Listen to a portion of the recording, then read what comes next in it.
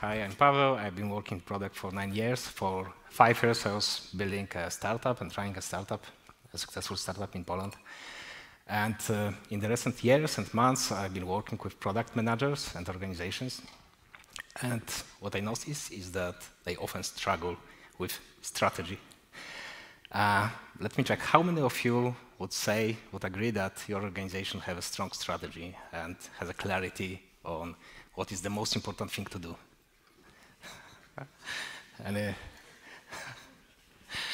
Okay, and this is also my impression that when I talk to many companies, they sometimes organize those big meetings when they invite the most important people, like CEO, like other executives, like key stakeholders, and they organize a workshop. And the result is often a strategic plan, so they call it strategic planning.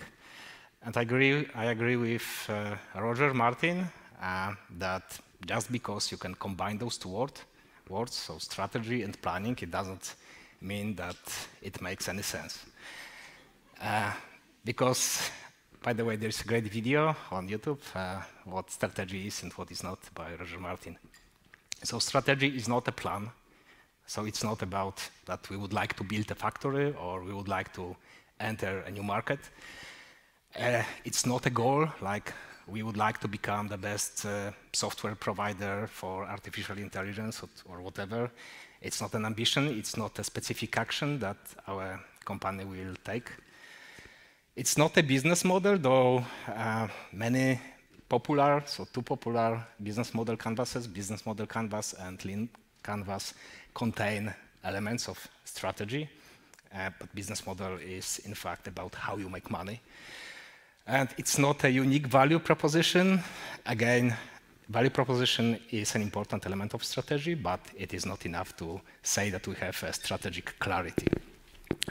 And I would argue, at least this is my experience from consulting, from talking to companies, and also from companies that I have been working in the past, that many companies do not have strategy at all. And before we go to what strategy is, let me tell you a story. This is a hypothetical story. Okay. So imagine I have a friend, and on Monday he decided that he would like to become a driver. So he leased a car and he started taking course. But on Tuesday, he decided that it seems that I'm not the best driver in the world, so I would like to pursue a software engineer career. So he bought a lot of books, he started coding, writing how to create loops and some conditions. And on Wednesday, he called me and he said that, you know, it doesn't seem that I'm a good developer. I would like to become an artist. On Thursday, he would like to become a pilot, and just today, before the conference, he called me and said that he would like to become a DJ. So what would you say to that person?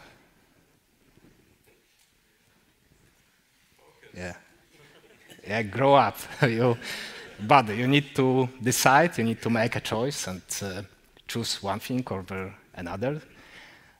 You need to be persistent, so you cannot just pursue every opportunity, every small gain that you can identify day after day, because becoming the best at some field requires some effort, and you need a longer time perspective. And while this seems absurd for a person, this is exactly what many companies do. So there are two variants that I noticed. One is that you have many stakeholders, and every stakeholder pull your product in a different direction. Like marketing has some expectations, sales make some expectations, and also customer support. I have identified something that is extremely important because customers will churn. So this is a worse version. A little bit better version is that you have customers, and those customers have slightly different needs. And I'm not talking about a feature factory or product dead cycle trap in which you just collect requirements. I assume that those companies actually identify what are the needs, what are the problems or gains of these customers. But customers are not clones. We are not identical. So for example, if we have a product like a video streaming platform, some customers might be interested in watching sport events. Others may be passionate about series, and others might just want to watch movies. And what happens is that when you try to satisfy every cluster, every type of the customer, you cannot become the best at anything. So you can be just mediocre at best. So in order to win, you need to decide what is the playing field. Like, for example, we would like to become the best streaming platform for live sports events. And you need to make some choices. How exactly are you going to win? And this is a common consequence of not having a strategy. So we are just collecting requirements, needs from customers, from stakeholders, and the product backlog grows like crazy. And this is the meme posted by Bart Jaworski, my friend, on LinkedIn.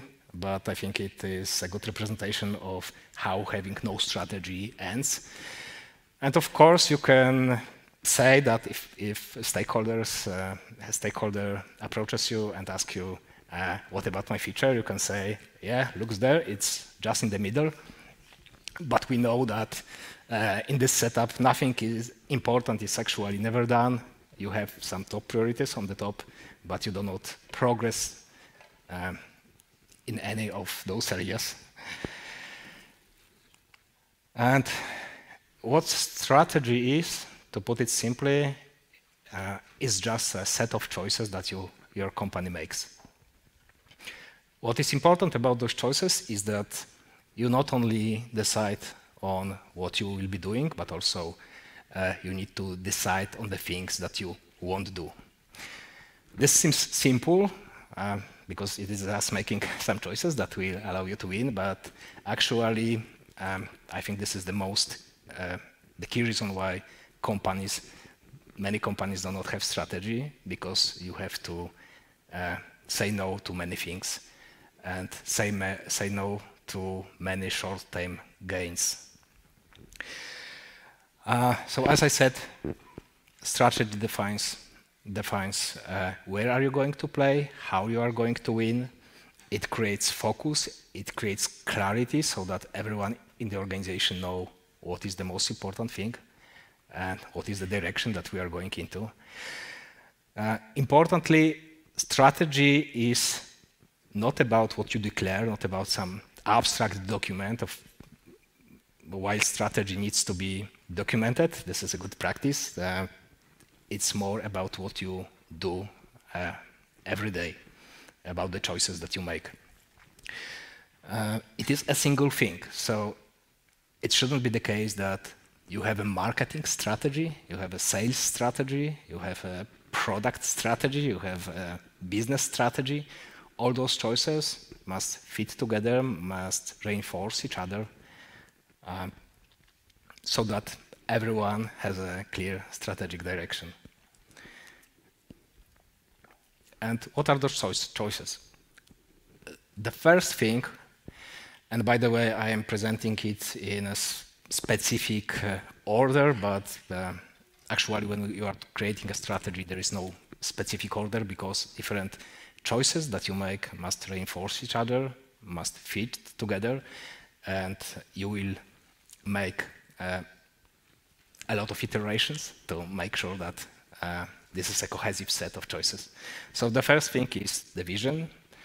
The vision defines the reason why your team members will wake up every morning and go to work. This is my favorite definition. And it is important not only for developers, not only for designers, this is also not only for managers, this is also important if you run a startup, this is important for the founder, because creating a startup requires a crazy amount of effort, and you better have a good reason to do it. So it should be something that you have a chance to achieve. It should speak to people's hearts. and you should feel inspired about it. And some people split the vision into vision and mission for me, and I agree with Roger Martin that it is basically the same. So it is both about how you see your company when you succeed and also the impact that you will make for the customers. The next choice that we can make is the market. And markets, there was a presentation a moment ago about jobs to be done. So markets are defined not by geography, although market may have some constraints, might be limited to a specific geography, but markets are defined by the needs that people have. So for example, in this case that I described about having a video streaming platform, one market might be people that like watching live sports events. And some say that you should start by defining your customers, and then you can define the problems customers have. I disagree, because in practice, what I see is that companies in most cases start with some specific generic problem and some assumptions of what those customers might be. Then you interview those customers to map opportunities, map problems, needs, desires, and you can cluster those customers based on their underserved needs. And this is the way how you can identify your ideal market. And of course, for the market, you also need to understand what is the size of those markets. So those are parameters like TAM, SAM, and SOM. And you need to understand what competitive forces on this market are at play. The next choice that is perhaps not that obvious is relative pricing. In tech products, we are used to not compete with the price, but actually, and what is seen on the screen, this is Michael Porter generic strategies. So, for example, in case of Southwest Airlines, they are very good at becoming a cost leadership, and all the choices in other areas they make, like not serving foods, like cities from which and to which they fly from, the types of tickets that they offer, everything is adjusted and aligned with becoming a cost leader, and it doesn't necessarily mean having low prices. The point is to lower the cost. And yeah, usually you can afford having lower prices, but it's not necessarily the case. For tech products, the most common approach is differentiating by creating something unique, because marginal costs are not that important. So we would like to, most of you would like to focus on competing to be unique, not competing to be the cheapest on the market. And even in cost leadership, it's still about becoming unique, but this is a different type of uniqueness. So this uniqueness is about your value chain and other choices you make, so that others cannot easily copy you or won't copy you, because they would have to sacrifice their existing businesses. One of the most important choices every company has to make is a value proposition. An important thing about value proposition is that it cannot be defined without competition, because, as I said, strategy is making choices under competition, under uncertainty, and value proposition should always refer to what others on the market do. And a great way to visualize it is a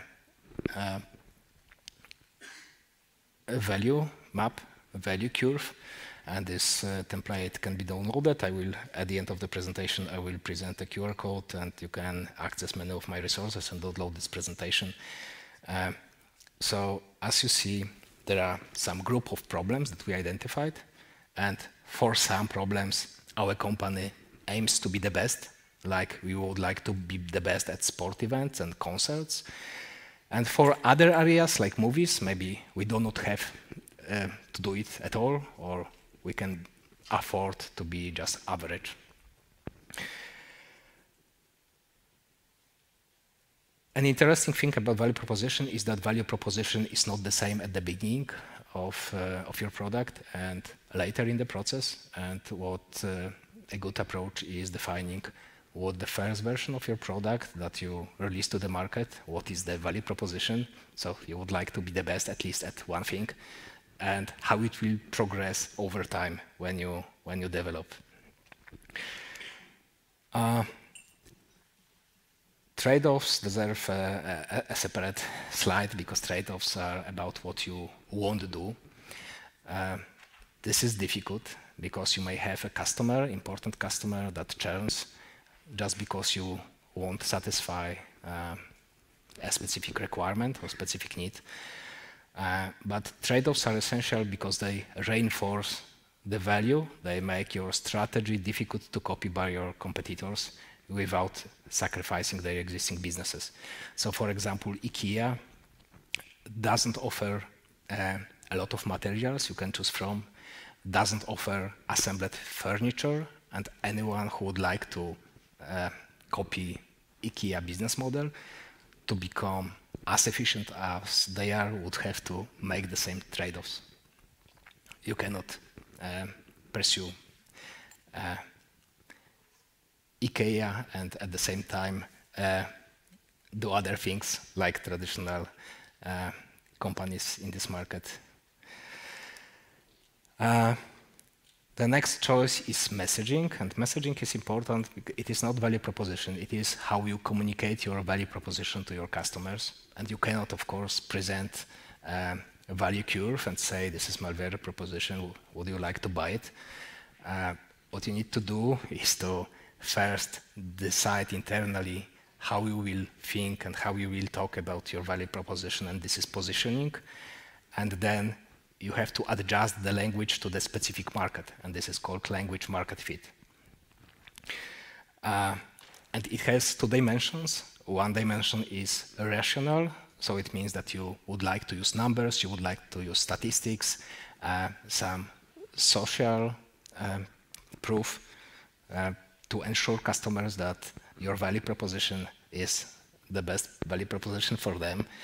But it should also speak to people's hearts, because in this case the message is much more easy to remember.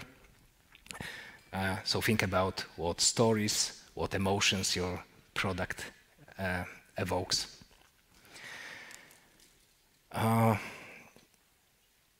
We are close to the end. Almost the last thing is growth. So it's not just about whether it is a product-led growth or sales-led growth. It is also about marketing and sales channels. It is about whether your company will build a partners network, maybe affiliates, and yeah, how you will reach your customers. And all those choices that we are discussing must reinforce each other, so you cannot decide on growth without considering what is the value proposition, and the same, you cannot decide on value proposition if you don't know what is your vision. Capabilities and systems, this is interesting.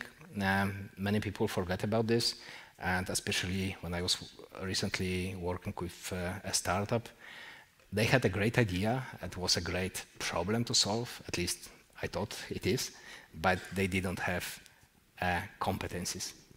And this is a common problem, because not every idea that seems right, not every idea that even you can prove that it is right, is a good idea for your team, because you need knowledge and skills, competences from a specific area. And if you look how PayPal was created and who funded PayPal, you will find people that have all the required skills, all the required competences, knowledge about the industry, and they were in a perfect position to disrupt this market. And the last thing from your strategy, because we are making a lot of choices, a lot of assumptions, is how can we track that our strategy is working? How would we know that how our product performs? My favorite approach here is using the North Star framework, and also I wrote North Star framework playbook, which is available in my newsletter. So this is about the North Star framework represents the value that your customers will get from the product and is a leading indicator of the long-term success of your product. There are different games that companies play, and Amplitude created a nice guide about this. So the three basic games are productivity game, another game may be transaction game, and for social media, for platforms like Twitter, this is the attention game. And in each of those classes, you will use different types of North Star metrics.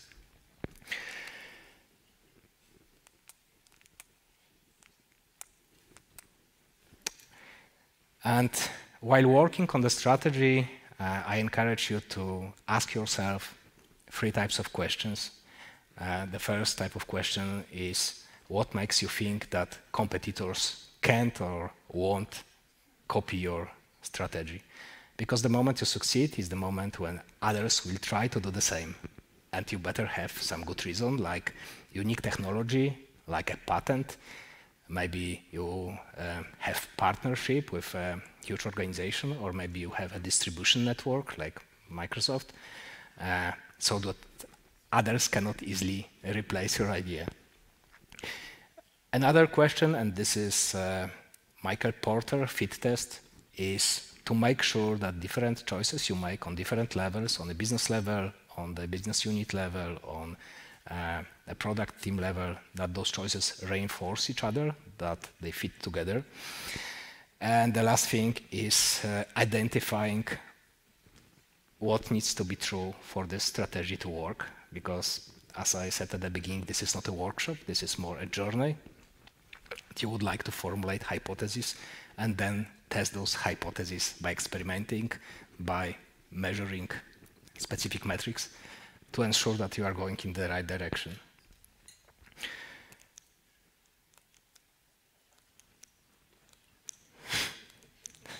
Okay.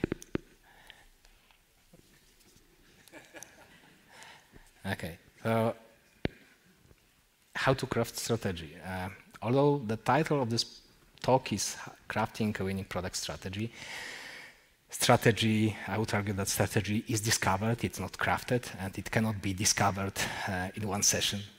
This is a process. It is similar to continuously discovering the continuous product discovery. So at the beginning, you need to collect information about the market, so market size, market trends, industry forces. You need, of course, and this is the basis, to talk to your customers and understand what are their problems. You can also contact research institutions in the later phase, like Gartner or Statista, to see what are the trends on the market. Then you have to define, collect your knowledge, collect your information, just like in product discovery.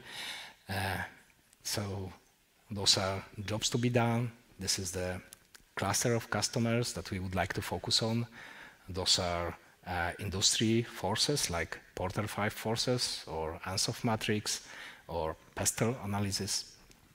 And then it is a time to start ideating on how you can win in this specific market and how can you validate those ideas. The ideation, when it comes to strategy, it is not only about the feature set, it is not only about design, but it is also about marketing channels, sales channels, partnership, pricing strategy, messaging that will work with your market. So there are many different elements that you can test. You can make assumptions, and you can test by experimenting. And yeah, the last part is testing those ideas. Of course, you cannot collect all the information at the beginning, it would be too costly. So usually we start with discovering and talking to customers, observing our customers, defining jobs to be done, clustering customers by their underserved needs, and then for a specific market, we would like to develop a solution and test this solution by experimenting, but not by creating a product. And this can be done with MVP prototypes, which are not products, but I know that many people may want to discuss it. And another approach is prototyping, which is basically the same, pretending that you have a product and then validating not every idea, but validating how market will engage with your product. And this is called market engagement hypothesis. And so market engagement hypothesis was described by Alberto Savoia in the Write It, by the way, the best book I read this year. And it goes like this, that we assume that at least X% of Y, which is our customers, so will do Z, which is something. So for example, we assume that at least 20% of people that are passionate about sport events will buy a subscription to our new streaming platform at the price $20 per month. So this is the basic hypothesis that we can verify, and of course it needs some messaging because it is impossible to test the idea alone. You need to message, to ship this idea to the market somehow, and later, if this hypothesis is correct, you can experiment with specific features with UX, and this is a standard validation of risk related to value, usability, feasibility, viability, and we can also think about ethical consequences.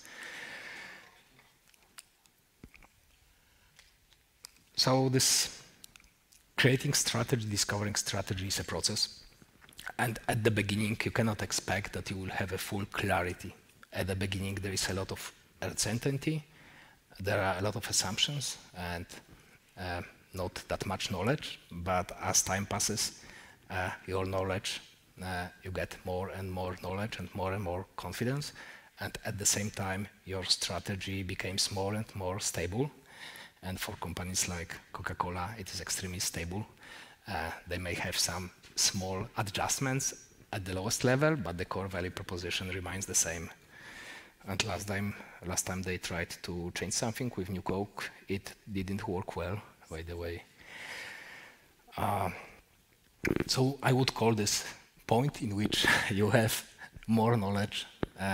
So you have a lot of knowledge, and your strategy changes tends to stabilize product market fit, because this is when your first strategy for a specific customer segment is validated, and you have a valid product strategy, you have a more valid product, and then you can think about how to improve it even more.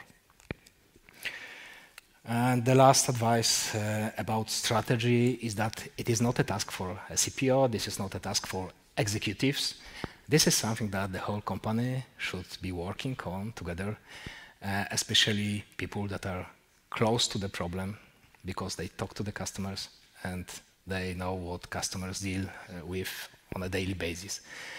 So this is about combining top to bottom planning with bottom to top planning, just like with the objective key results.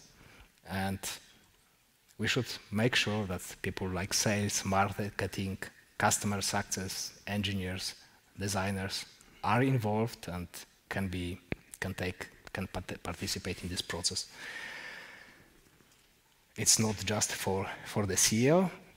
And I couldn't find a good product strategy canvas. The only canvas that I found is from the Blue Ocean, and this is just a value curve. It doesn't ask many other questions. So I created this canvas. You can download it for free, and there is a lot of additional explanations and assumptions that I was unable to talk about today. Also, if you would like to know more, there are other free resources like product management resources, competence map with many resources related to marketing, sales, to growing products, strategy, business models. and product analytics. And many of those templates, books, videos that I mentioned, and much more are available for free. I also have a continuous product discovery masterclass. Just quickly, a value curve also can be downloaded. There is an article in my newsletter about achieving product market fit, but also if you go to the resources section, there is a free template you can download for this initial period when you formulate the initial value curve, and also how to transition into your target value proposition. Yeah, and other resources. Let's keep it. If you would like, as an organization, as a company, if you'd like to talk about product discovery or strategy, you can book a free meeting. It will be active this and next week. And you can download this presentation by entering this URL or scanning the QR code. If you have any questions, I'm happy to answer. Thank you.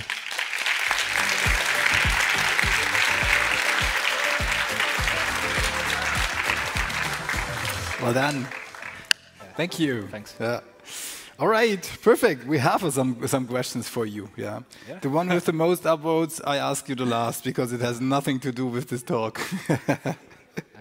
Okay. So the question number 2 is, we PMs like to work to a vision to know where we are going, but how do I get the devs on board to tell me I don't care about it as long as I have to do something?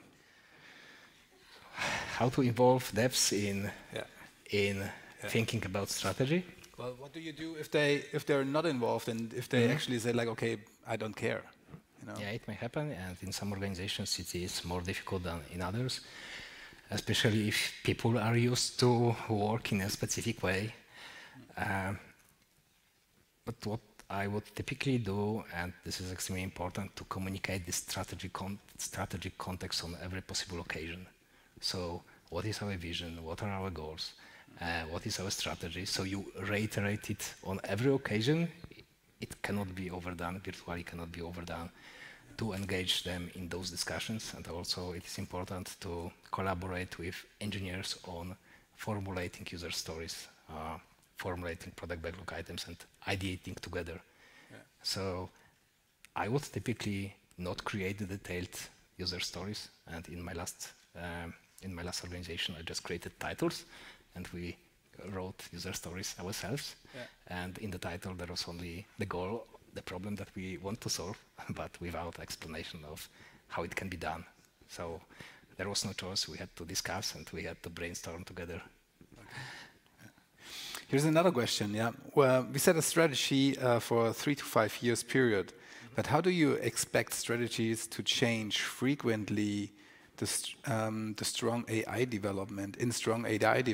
So basically the question is, okay, with AI, everything becomes faster, right?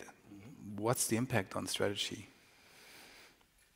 Is strategy not for 3 to 5 years anymore, or is it? Yeah, I didn't present a specific timescale.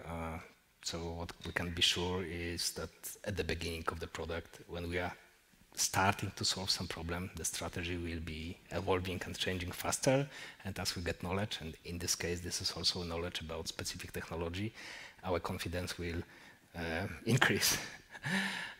Yeah, I agree that in some areas like artificial intelligence, those changes may be faster. But there is nothing we can do about it. Just we can acknowledge this and prepare ourselves. Yeah. Could you talk about how you see product strategy as separate from the whole of the company's strategy? Would you advocate that they are inseparable? Yeah, they are inseparable, and this is what Roger Martin strongly agitates. And I also agree that you cannot have a local strategy that conflicts with your overall business vision and how you see your company in 5 years, and the team that sees a product in a completely different way. This would be an absurd, so those needs to be aligned. And also for a single product, I saw one time that marketing has had one value proposition and one way of explaining what is valuable about the product, and they use it when working with customers, and at the same time product team used a completely different value proposition. So I'm not sure how it is possible, but they work that way. And similarly, if you have different strategies on different levels of organizations that are not aligned, it cannot result in anything good. So. Yeah. I have a fun question from Peter Meyer. He's sitting also here somewhere, I don't know. And he's asking, what is the first good step for a product manager to make the management aware that the strategy would be something helpful? So it's basically splitting the room a little bit, you know, like the leadership guy who raised the arms before, are now, you know, like Peter is asking, okay, if they don't have a strategy, like what do we do as a product manager, you know, operationally? How do we get them on board and trigger that from bottom up? Yeah, it often happens, and I must say first that it is difficult to change the organization. So if you are a product manager, and if the organization or leadership doesn't understand some things, it is difficult to change the situation. And you can influence your local environment, so make some agreements with stakeholders that you work with. If this is the only product in the organization, you may achieve some. Maybe the answer is they should send the talk you gave today, right, to the leadership. Sorry? Like the product manager should just send the talk you gave today to the leadership, then it's easy, right? Yeah, the problem is if they are, you can start by asking if they are happy with the current outcomes. So are you happy? Are your customers happy? Are you happy how your products are growing? Are you happy with the quality? How many customers are satisfied and how many customers churn? So you take them by the goal, by the North Star. Okay, what do you strive for? What do you actually want? You know, are we on track with that? No, I was talking about something different. It's about making them aware that they have a problem, and if we continue working in a way that how we currently work, that everything is important, and if there is at least one customer that is close to churn, we press the panic button and do everything we can. We stopped all our initiatives and just to implement some feature. If we continue working like this, we cannot expect different outcomes. So if you are satisfied with how your company works, it's okay. But if not, you need to change something. So maybe we can take this product, which is one of many products, as an experiment and try to work differently. All right, last question, and that's the one who has nothing to do with what you presented today. Paweł, how much time do you spend at LinkedIn on a daily basis?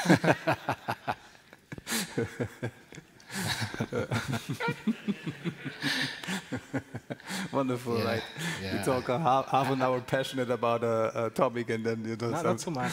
Not so much. Maybe half an hour, sometimes an hour. Half an hour? Yeah. That's not too much, actually. Yeah. Okay. Do you have an AI generating your content for you? I was spending more time on LinkedIn in the past, but right now I'm posting 2, 3, 4 times a week. Yeah. So it's not that time consuming, and also I learned how to write faster. All right. Think faster.